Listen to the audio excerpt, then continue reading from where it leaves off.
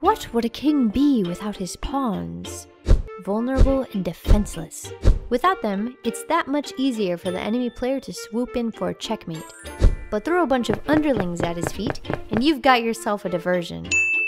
Or at least some extra time. Just like chess, the world of Super Mario has its own pawns, the Goombas. Though they make up the majority of enemy troops, they also happen to be the weakest. As iconic and well recognized as Goombas are, their simple role as the token bad guy underplays their intricate background spanning over 2 decades.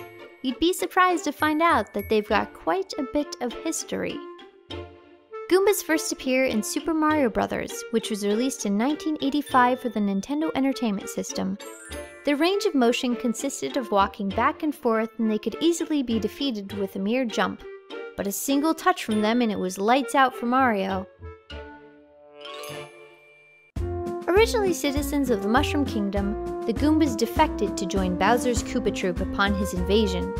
Turncoats to their former neighbors, the Toads, they became the largest part of the Koopa army. They are consistently portrayed aiding the Koopas on Bowser's conquest to take over the Mushroom Kingdom.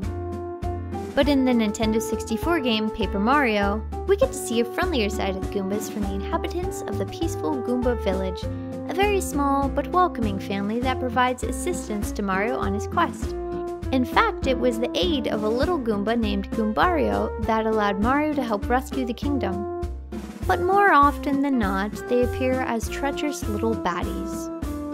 Since their first appearance, Goombas have shown up in nearly every Mario title. Their original roles of disposable minions have since expanded to include a Mad King, shopkeepers, and even becoming the occasional playable character. Variations of the basic Goomba design have also branched out to include Goombas that are native to different terrains, different colors, different sizes, and even different outfits. To talk more about the influence and impact of these important little guys is none other than one of the friendliest Goombas of all, Gaijin Goomba. Take it away. Well, as a relative to the Goomba, I can relate to their dedication and hard work. Goombas, if nothing else, are brave and will charge headlong in a battle. Something I find quite interesting is how much they've evolved over time. First they really were just squatting mushrooms with eyes, now they have wings, use magic, use machinery, and even have evolved or devolved into multiple separate families. Some people like to say Goombas are dumb. I think it's safe to say that they are not. Want some proof? How about Goombario and Goombella? Those two literally know everything about everyone, everywhere. They even have their own college under Professor Franklin. Still need proof? In the Japanese Mario Bros. Movie Peachihime Kyushutsu Daisakusen, or The Great Mission to Save Princess Peach, a pair of Goombas sent out by Bowser were able to outwit the Mario Brothers not once, not twice, but 3 times. Now I know the Mario Brothers seem like the kind of guys that aren't that hard to trick, but come on now, a little credit if you please. Another funny little fact about Goombas stemmed from something that a lot of people have asked me. They say, Gaijin, how do you hold your sword with no hands? Well, the same way that my Goomba cousins hold bats. We actually have limited 5-foot telekinesis.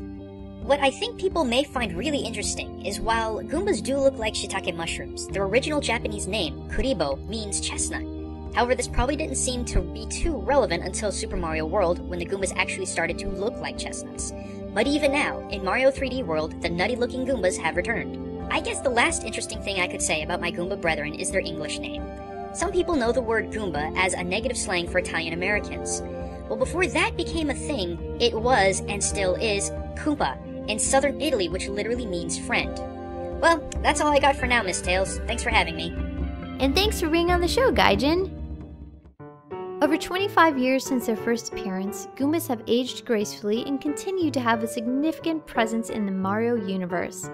And though they may be small in stature and easy to squish, their notable importance in the series is well earned. So next time you jump on a Goomba, just remember that you're jumping on a classic piece of gaming history. For their characteristic grimace, their determination to keep on marching, and for all those head-on collisions that so quickly did us in, today we tip our hats off to Goombas. This week's What a Character. A very special thank you to my friend Gaijin Goomba for all his help on today's episode. Be sure to check out his awesome series, Game Exchange. Arigatou gozaimasu.